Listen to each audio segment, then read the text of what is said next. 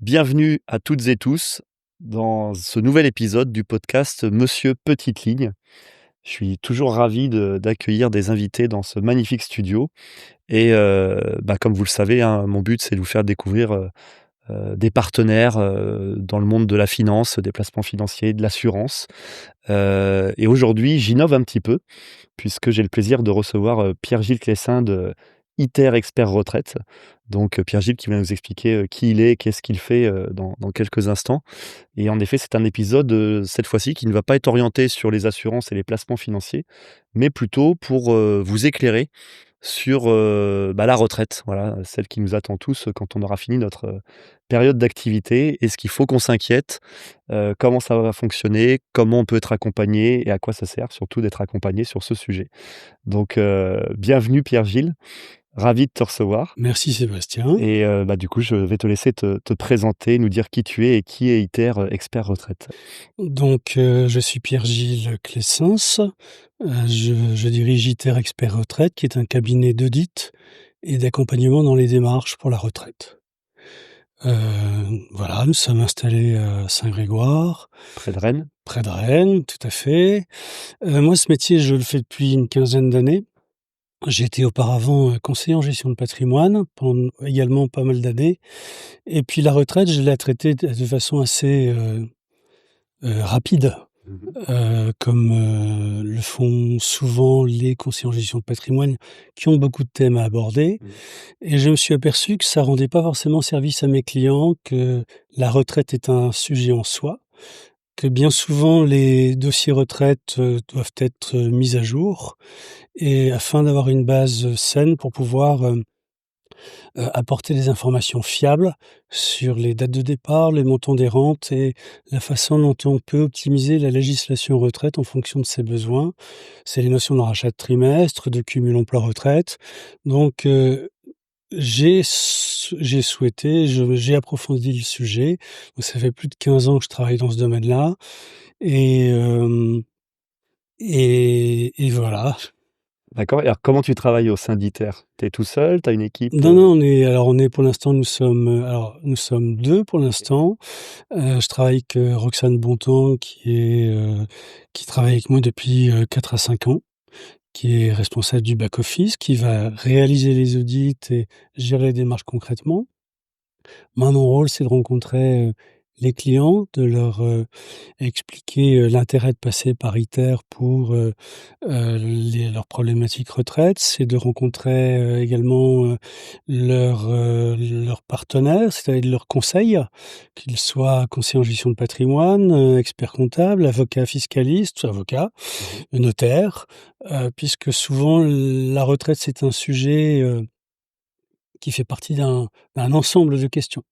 En tout cas, la solution souvent, c'est pas simplement, savoir à quelle date on part Mmh. ou savoir quand on va céder son entreprise, c'est de pouvoir mettre les 2 en lien. Mmh. Hein, pour prendre cet exemple-là, le projet, c'est plutôt d'organiser, d'optimiser sa succession future. On peut être amené à envisager de faire des donations à ses enfants.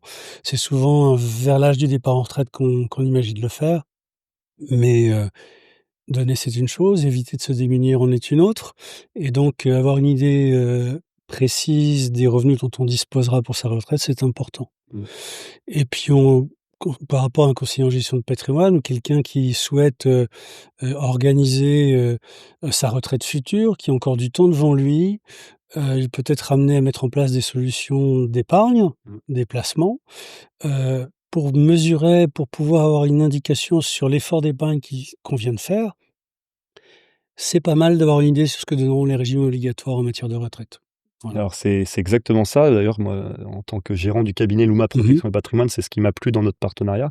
C'est d'avoir, la possibilité d'avoir, finalement une expertise et une base concrète Mmh. de ce qui nous attend, plutôt qu'en effet de mettre en place des solutions, sur des placements financiers un petit peu, comme je dis souvent, au doigt mouillé pour, placer de l'argent. Mais combien il faut mettre de côté, sur Mmh. quel support, pour combien de revenus finalement, à l'arrivée?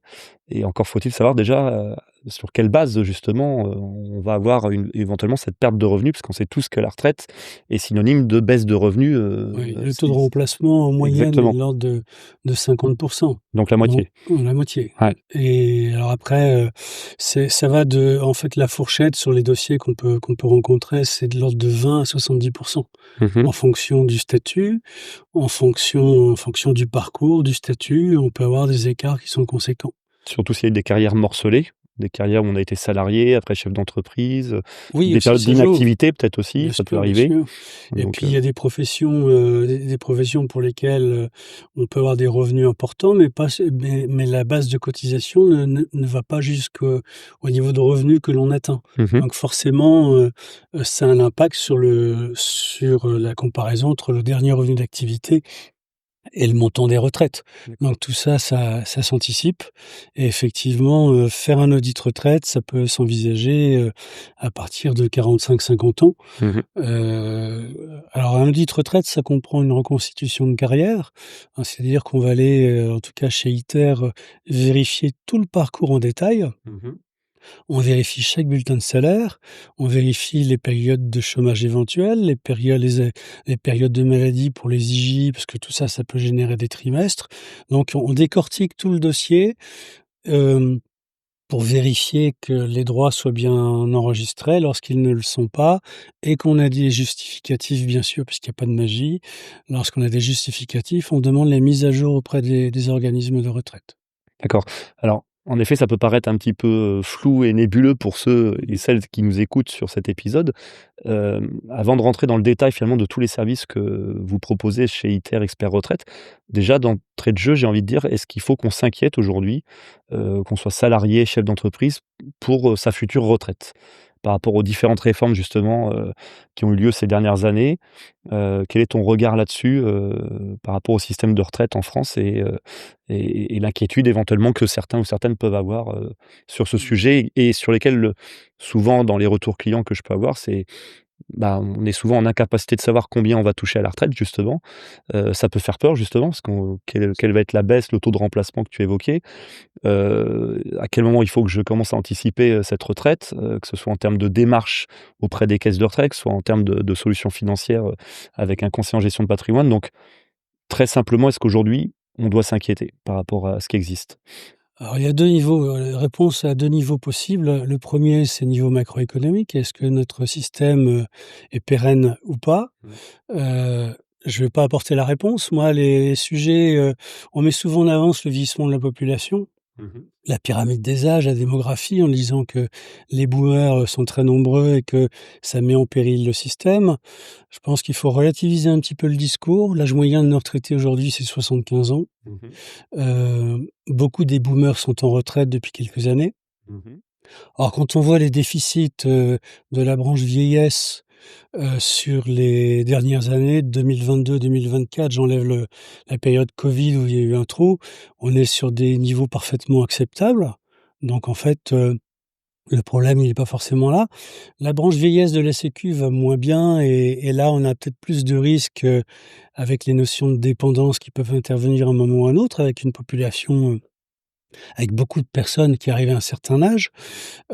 Pour autant, la pyramide des âges, sous réserve bien sûr que les plus jeunes continuent à faire des enfants, ben, elle est pas elle paraît relativement saine. Nous, moi depuis 15 ans que je fais ce métier, bah, oui, je constate des erreurs et des omissions sur les dossiers. Alors globalement, les caisses de retraite font bien leur boulot, hein, il y a eu des améliorations, mais il n'en reste pas moins qu'aujourd'hui, on trouve quasiment des erreurs ou enfin plutôt des omissions sur chaque dossier.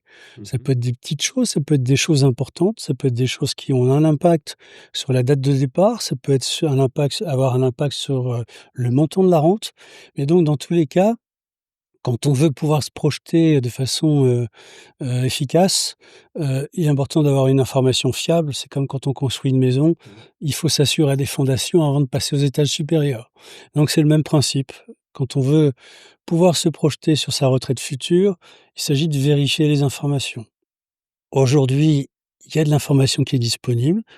Aujourd'hui, vous allez sur l'assurance-retraite.fr, par exemple, vous récupérez un relevé d'informations, donc c'est bien, mais il faut bien savoir que ce relevé n'a pas été vérifié, que c'est à vous, assurés, Mmh. c'est aux assurés ou à leur conseil de vérifier la pertinence et l'exhaustivité des informations qui y sont contenues. D'accord. Et sans ce travail-là, on risque de passer à côté de choses, importantes, de se tromper sur la date de départ carrière longue. Vous avez le droit de partir avant l'âge légal. Il faut s'assurer que vous ayez les trimestres, avant une certaine année, donc les trimestres dits jeunes. Il faut s'assurer que vous ayez le nombre de trimestres qui permettent de partir pour carrière longue. Avec un décompte spécifique qui n'est pas forcément le même que pour un départ à l'âge légal.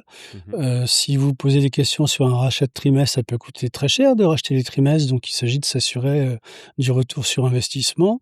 Et si vous avez un projet de cession d'entreprise et que vous pouvez potentiellement bénéficier, d'un dispositif, avantageux sur le plan fiscal au motif du départ en retraite, il faut pas se tromper sur, la date de départ et pouvoir coupler les 2. Mmh. Donc c'est pour ça que anticiper son dossier retraite, c'est important, pas simplement par rapport au droit retraite, mais par rapport à une stratégie globale qu'on peut avoir, hem, constitution de son patrimoine futur, Mmh. transmission ou cession de son entreprise, protection de son conjoint ou de ses enfants, donc tout ça, c'est important. Tu disais donc, à l'instant, Pierre-Gilles, du coup, donc finalement, les caisses de retraite collectent l'information, mais dans ce que tu viens de dire, finalement, il y a pas forcément un vrai contrôle ou pas suffisamment. Pas suffisamment. Après, on a, entre 15 et 17 millions Mmh. de personnes qui ont eu un parcours salarié, par exemple, ne serait-ce que ça. Mmh.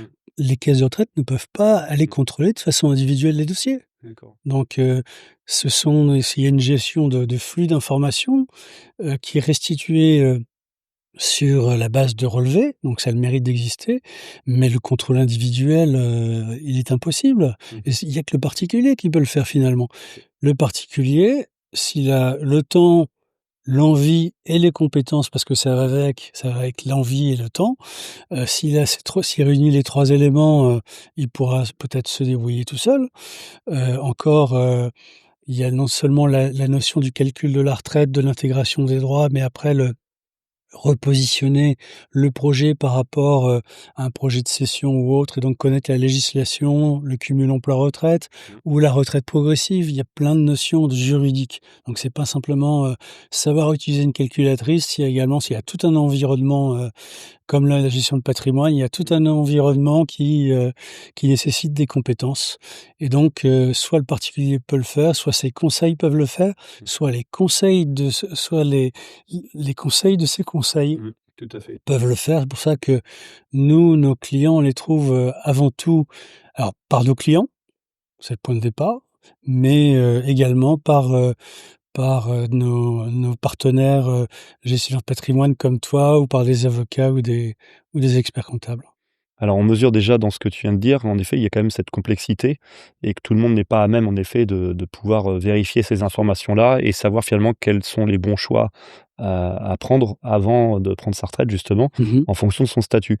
Du coup, tu as évoqué tout à l'heure un petit peu quelques services que Oui. tu proposes.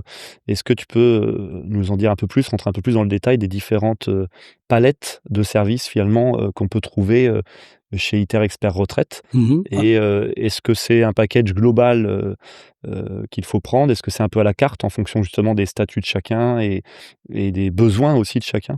Voilà, comment tu accompagnes aujourd'hui, tes clients, chefs d'entreprise ou salariés? d'accord. Alors le point de départ, c'est qu'on ne vend pas de produits financiers d'assurance. Mmh. Tout simplement parce que pour ne pas faire tous les métiers à la fois, hein. Quand on regarde un petit peu les régimes de retraite en France, si on décortique tout, on a 200 régimes. Mmh. Ça va de la Caisse du port autonome de Strasbourg jusqu'au régime général. C'est énorme. Donc c'est conséquent.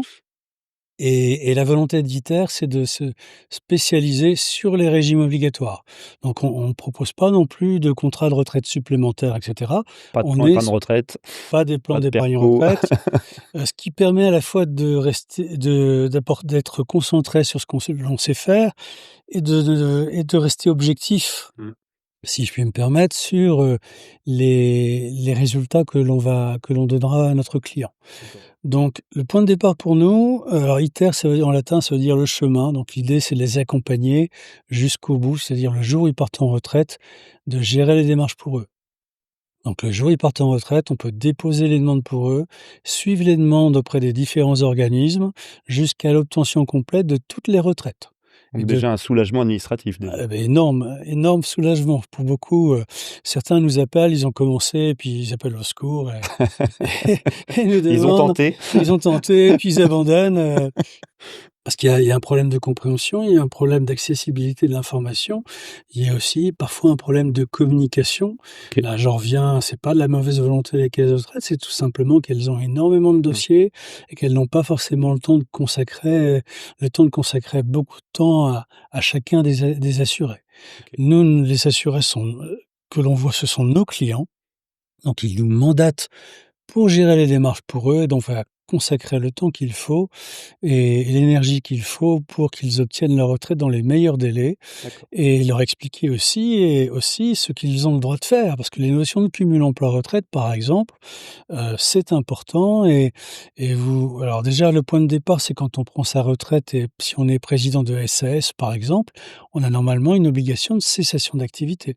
Mmh. Donc il faut arrêter son activité comme un salarié, classique pour pouvoir prendre sa retraite. Plein de gens ne le savent pas.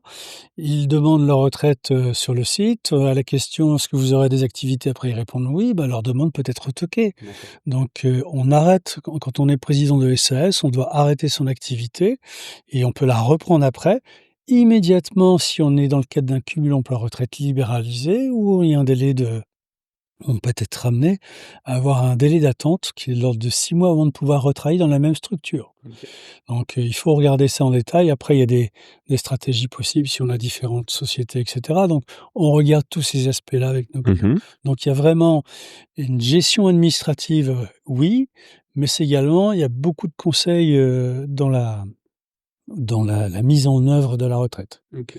pour, que les gens puissent savoir exactement où ils vont et faire les bons choix.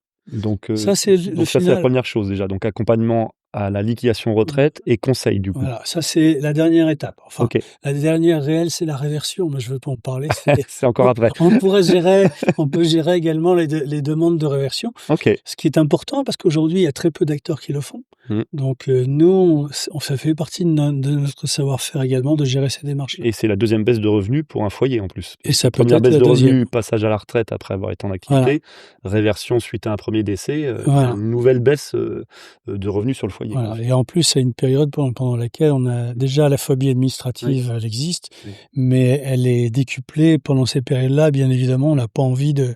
de rentrer trop dans le détail.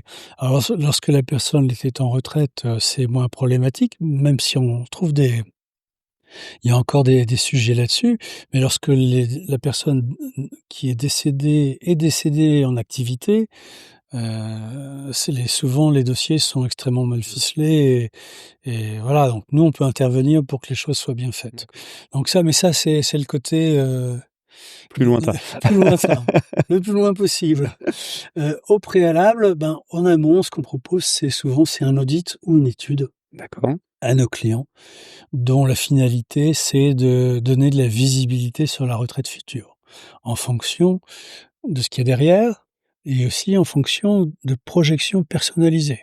Mmh. Certains nous diront: «Bah, moi j'ai créé ma boîte, à 55 ans, je la vends, c'est plié, heu, est-ce que je vais avoir quelle sera la conséquence sur ma retraite? Est-ce que je dois encore cotiser? Sous quelle forme? À quelle hauteur?» Nous, on pourra faire des projections personnalisées qui apporteront des réponses. D'accord. On a des cadres qui arrivent à un certain âge et qui peuvent être, amenés à devoir signer enfin de quitter l'entreprise, auquel cas il s'agit de mesurer les incidences, de cette rupture sur leur retraite à venir, Mmh mh. sur la date de départ, sur le montant de la rente, s'il y a une période de chômage temporaire, quelle est l'incidence sur la retraite? Donc tout ça, on peut le mesurer. D'accord.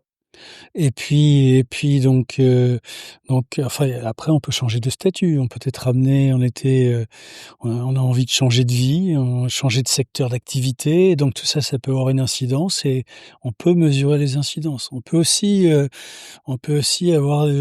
être sur un projet, envisager une évolution très positive de ses revenus dans le temps et donc se dire que, bah, mes revenus d'aujourd'hui, ça sera pas mes revenus dans 6 mois, dans 1 an, dans 5 ans et donc ma retraite sera forcément plus élevée. J'ai besoin de pouvoir mesurer les incidences sur ma retraite future de l'évolution de mes revenus. Ça peut être dans l'autre sens aussi. OK. Alors j'envisage, de réduire le rythme. Pourquoi pas faire une retraite progressive?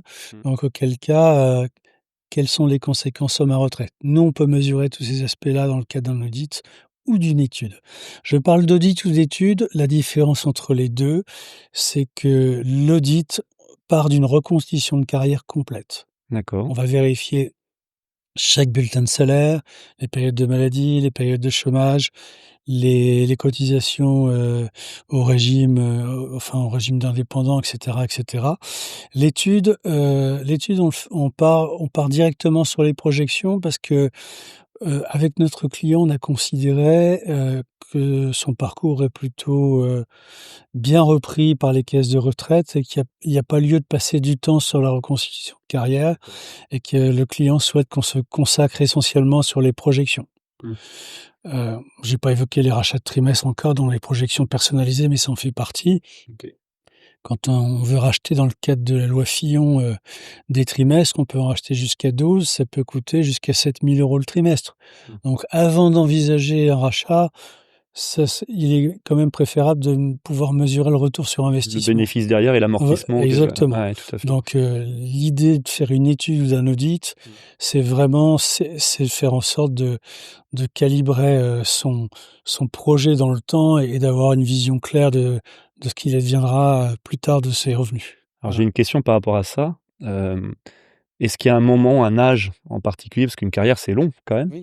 Est-ce que, il y a un âge où tu conseilles de faire, cette démarche d'audit ou d'étude? Est-ce qu'il faut le faire une fois dans sa carrière ou, ça peut être intelligent de le faire à différents moments et dans ce cas-là, lesquels? Puisque comme on vient de l'évoquer depuis le début de cet épisode, une carrière, c'est plein de stades par lesquels on peut Bien sûr. passer. Moi, j'ai 40 ans, par exemple, j'ai été salarié, salarié cadre. Maintenant, je suis gérant, d'une SARL.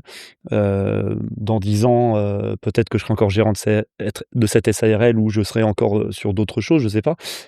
Est-ce que finalement tu conseilles, voilà, à un moment dans notre vie, dans notre parcours professionnel plus qu'un autre ou, éventuellement peut-être d'en faire, 2, 3, je ne sais pas si ça peut avoir du sens, pour continuer peut-être de baliser le parcours et de Mmh. s'assurer à mesure qu'on approche de l'échéance justement, bah, si, ce qu'on a mis en place avec un conseiller en gestion de patrimoine dont j'interviens justement avec l'UMAP Protection et Patrimoine en termes de solutions de placement financier, de manière à s'assurer que ce qu'on met en place pour préparer nos futurs compléments de revenus correspond toujours à ce qui nous attend Mmh. et que l'on peut justement mesurer à travers les audits et les études. Alors, généralement, on fait un audit, on peut commencer à penser audit vers 50 ans. Mmh. On peut être amené à le faire avant en fonction de son parcours. OK.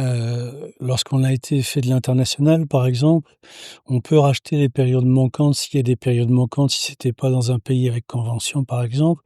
On a une dizaine d'années après son retour en France pour pouvoir racheter ces périodes-là. Mmh. Dans le cadre de la loi Madelin, on peut racheter des trimestres pour un coût qui est globalement 4 fois inférieur au coût des trimestres Fillon, d'études supérieures année incomplète. Il y a donc et en plus, les trimestres rachetés dans le cadre de la loi Madelin peuvent permettre de partir pour carrière longue, Mmh. contrairement au premier cité. Heu, le seul inconvénient, c'est que dans le cadre de la loi Madelin, on peut racheter les périodes incomplètes, mais on n'a que 6 ans après l'événement pour pouvoir les racheter. Donc en fait, c'est un exemple qui explique que, certains dispositifs ont entre guillemets, «une date de péremption».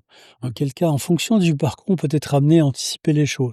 Mais en général, on peut faire une étude vers 40-45 ans, en fonction de ses projets. Mmh. Aujourd'hui, si tu es gérant SARL et tu veux passer, en SAS demain, ça peut avoir une incidence sur le montant de tes droits futurs.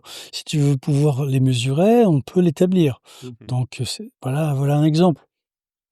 Au fait d'en faire 2 ou 3, bah, de toute façon, en tout cas chez ITER, nous on suit nos clients dans le temps. Mmh. On peut être amené à actualiser les dossiers, donc je parle pas de refaire un bilan, mais d'actualiser le dossier existant, Ah, c'est intéressant ça. en fonction donc, bien évidemment alors, on peut être nous à l'initiative de l'actualisation, c'est-à-dire, il y a une réforme qui a un impact sur ta retraite. Donc ITER va t'appeler en te disant: «Bah, la réforme de 2023 change la donne, ce serait bien d'actualiser le dossier D'accord. pour que tu aies une information, complète». Et puis l'actualisation peut venir de ta part en disant: «Bah, je tourne la page de l'UMA protection patrimoine, je vais élever les chèvres dans le Vercors, dans 15 jours. Ça serait peut-être Ça va bien de avoir une faire un incidence, point d'étape. ça serait bien de faire un point d'étape pour mesurer les conséquences». Donc on pourra le faire, voilà. D'accord. Alors c'est intéressant parce que pour, les personnes qui nous écoutent, pour les clients en tout cas de mon cabinet Luma Protection et Patrimoine ou les futurs clients, ce qu'on pourrait peut-être conseiller, c'est en effet, quand on démarre dans notre vie professionnelle, voilà 30-35, autour de 35-40 ans, faire une étude, parce que c'est déjà un premier checkpoint on va dire, sur ce qui nous attend. Ça ne veut pas dire qu'on attend 35-40 ans pour mettre en place des placements, financiers, parce que moi je dis toujours à mes clients: «Plus tôt vous mettez en place des choses, pour vous constituer un patrimoine, que ce soit sur des actifs financiers ou des actifs immobiliers, mieux c'est». Par contre, en effet, on commence à mettre en place quelque chose en n'ayant pas forcément, un horizon clair de ce qui nous attend. 35-40 ans, par exemple, on te sollicite et on fait une première étude Ouais, on peut qui nous permet éventuellement de corriger un peu, ce qu'on a mis en place, en termes de patrimoine et 50 ans, checkpoint un peu plus poussé, par exemple, avec un audit qui nous permet vraiment là de contrôler, finalement sur quelle base on va liquider, par la suite nos droits à la retraite et puis là, bah, progressivement, avec mon accompagnement au niveau du cabinet, pouvoir, vraiment s'assurer que nos clients, en fait, auront les revenus, qu'ils escomptent, pour profiter de la retraite puisque le but de tout ça, c'est de profiter quand on est en activité, tout comme quand on est en retraite, quoi. C'est de profiter de la vie. Moi, bien c'est ce que je sûr. dis souvent. Donc le delta et le dénominateur commun de tout ça, c'est voilà d'assurer le train de vie que l'on souhaite tous, à chacun et de se donner les moyens de le faire. Mais c'est vrai que c'est ce qui m'a plu aussi dans notre partenariat, c'est que jusqu'à présent, heu, voilà, quand je rencontrais des confrères ou même moi-même quand j'étais salarié, on vendait des produits, retraite sans pour autant vraiment chiffrer de manière, pointue et correctement, bah, cette base finalement qui est quand même la condition, pour pouvoir savoir ce qu'on va mettre en face à côté et compléter ce fameux delta.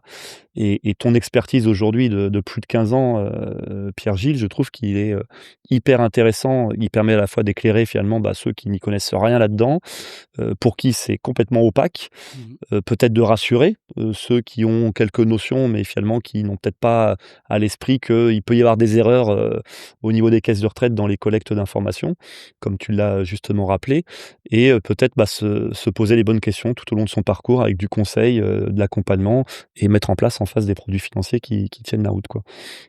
Donc finalement, tu es très complémentaire de mon métier et des conseillers en gestion de patrimoine. Puis en plus, tu as évoqué que tu as pratiqué le métier, Tout à fait. donc en plus, tu as cette double lecture, Alors j'ai cette double lecture, effectivement, je me rends compte qu'il est important mmh, qu'on travaille ensemble. mmh, C'est même pas travailler de façon, successive, c'est de travailler ensemble, notamment sur les préconisations. mmh, Nous, on va apporter une information fiable, mmh, de si possible contrôlée en détail dans le cadre de l'audit, qui permet d'asseoir après une stratégie. oui, Stratégie sur le plan, de ce que permet de faire la législation retraite, mais stratégie également patrimoniale, mmh, que tu apportes toi dans le oui, cadre de ton activité. exactement. Voilà, donc c'est un travail, commun.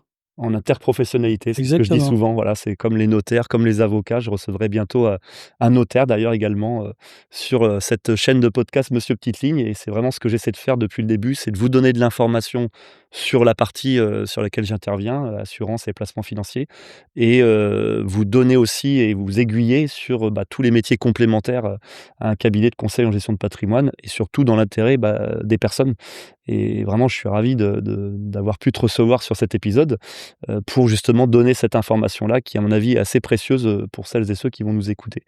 Merci à toi. Et juste un dernier petit tips, un dernier petit conseil que tu pourrais donner, pour conclure cet épisode? Ou est-ce qu'on a fait déjà le tour de pas mal de choses, même si on a On a essayé fait le de... tour, juste une chose quand même, surtout pour les plus jeunes, hein. Le conseil qui nous était donné déjà par nos parents, qui était de garder nos documents, mais il est toujours valable, OK, même si aujourd'hui, beaucoup de choses sont numérisées, informatisées. On n'est jamais à l'abri d'un piratage ou qui fait disparaître l'information et encore une fois, même si les caisses de retraite font bien leur boulot, il n'est pas exclu qu'il y ait des erreurs ou des omissions. mmh. Le seul moyen de pouvoir le justifier, le moyen le plus fiable, c'est d'avoir les documents sources. D'accord. Voilà, Donc gardez bien vos documents à la maison dans une pochette, exactement. sécurisée. Le papyrus existe depuis longtemps. C'est ça, c'est une valeur sûre. Merci beaucoup Pierre-Gilles, merci Merci d'être venu, Sébastien. et puis, je vous souhaite à toutes et tous, en tout cas, de nous suivre, continuer en tout cas à être fidèles comme vous le faites depuis le début, et donc je vous dis à très bientôt pour le prochain épisode. Merci encore. Merci.